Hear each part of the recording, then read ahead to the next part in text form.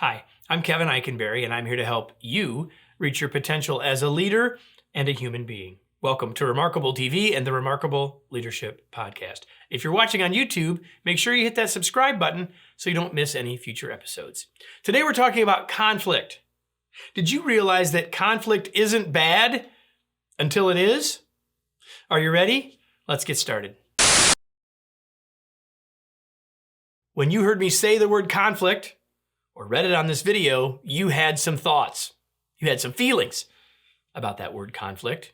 I've asked lots of people, what do you think of when you think of conflict? And usually it's negative. There is certainly a downside to conflict. And that's why you feel the way you do. That's why your initial reaction was, uh-oh, spaghetti-o, right? But the thing is, conflict isn't always bad. So let's start with when conflict is good. And the first is, when conflict is good, we have differing perspectives.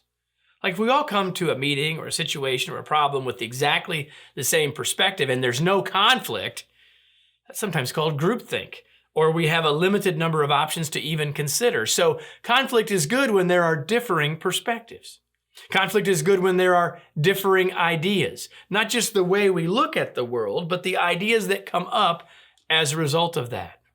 If I have one idea and you have another one has someone else has a third, there could be some tension between those ideas. We might be thinking about which one is it going to come out to, or we start to wonder or think. But the idea, having variety of ideas in and of itself is actually good, not necessarily bad, right? And the third time when conflict is good is because it allows for us to get better results. We can get better results because of the various opinions, various perspectives, various experiences, various ideas. Again, if all of us are on exactly the same path and there's no conflict, we might be heading down the wrong path. But conflict isn't always good. In fact, sometimes it can become very, very bad. But when does it start to go bad? It starts to go bad, number one, when people forget the big goal. Right? If we're trying to solve a problem and we remain focused on the problem, chances are conflict doesn't get in our way, right? But when we start to forget the goal and start to think about our ego, or when we forget the goal and make the focus on our idea, then it's a potential problem. Because then it becomes more about winning than the goal. So it's bad when winning becomes more important than the goal. You've been there, right?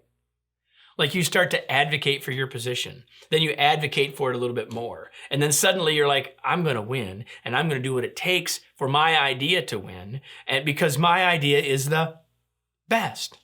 We went from having a variety of opinions and thoughts into I'm going to win because my idea is best. If we're in that spot, conflict could start to be a problem. And when else can conflict be bad? Well, it can be bad when it becomes personal. And when we move from I need to win to I need them to lose, or man, their idea is stupid, or what are they thinking? Now we're going down a very bad path around conflict. Listen, there is nothing wrong with conflict at first, and there's nothing wrong with conflict ever until we start to forget the big goal, until we start to focus too much on winning, and until it becomes personal. So like I said, conflict isn't bad until it is. Let me close with today's tweet. Conflict isn't bad until it is. Conflict that allows us to explore perspectives and learn is useful. Conflict that becomes personal isn't.